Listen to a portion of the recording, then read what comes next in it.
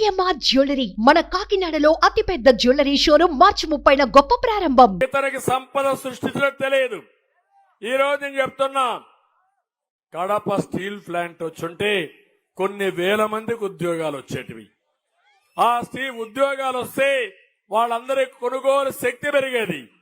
దానివల్ల కొన్ని లక్షల మందికి ఉద్యోగాలు డైరెక్ట్ గా ఇండైరెక్ట్ గా వచ్చేటివి. దీనివల్ల ప్రభుత్వానికి ఆదాయం వచ్చేది. అదే నేను చేశాను. కియా మోటార్స్ ని చేశాను. ఒకే 5 సంవత్సరాల్లో నీళ్లు లేవంటే గొల్లపల్లి రిజర్వాయర్ కట్టి నీళ్లు ఇచ్చి కియా మోటార్ తీసుకొచ్చి నేనే దానికి ఇనాగరేషన్ చేశాను. ఈ రోజు ఆ కార్లు చూస్తే 12 లక్షల కార్లు కరువు సీమలో తయారైన కార్లు ప్రపంచంలో పరిగెత్తున్నాయంటే అది తెలుగుదేశం పార్టీ విజన్. తమ్ముళ్ళు మీరు చెప్పాలి. ఇప్పుడు నా బ్రాండ్ కియా మోటార్ తేవడం, జగన్మోహన్ రెడ్డి బ్రాండ్ వేసిన స్టీల్ ప్లాంట్ కి మళ్ళా ఫౌండేషన్ వేయడం, ప్రజల్ని మోసం చేయడం, పరిశ్రమలు తరిమేయడం. ఈ రోజు మీరు చూస్తే నేను కియా మోటార్ తెస్తే నేను తెచ్చిన జాకీ పరిశ్రమ ఇతర రాష్ట్రాలకు పారిపోయే పరిస్థితి వచ్చింది. అమర్ రాజా పారిపోయే పరిస్థితి వచ్చింది.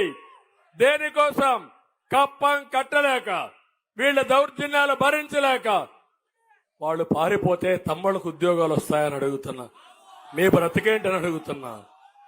అందుకే ఇంకో పక్క మీరందరూ గుర్తుపెట్టుకోవాలి.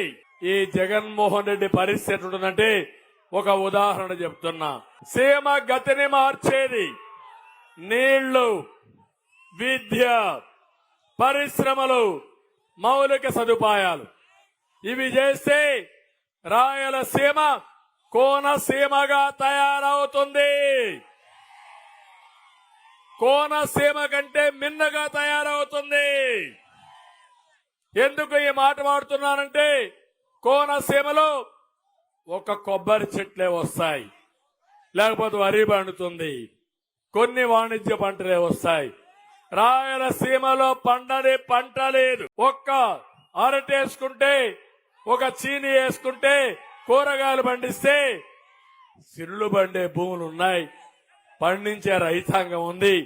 దానికి నీళ్లు అవసరం. నేను అడుగుతున్నా, జగన్మోహన్ రెడ్డికి నీటి విలువ తెలుసా తమ్ముళ్ళు అని మిమ్మల్ని అడుగుతున్నా. సుమన్ టీవీలో మీ పర్సనల్ అండ్ బిజినెస్ ప్రమోషన్స్ కోసం కింది నెంబర్కి కాంటాక్ట్ చేయండి.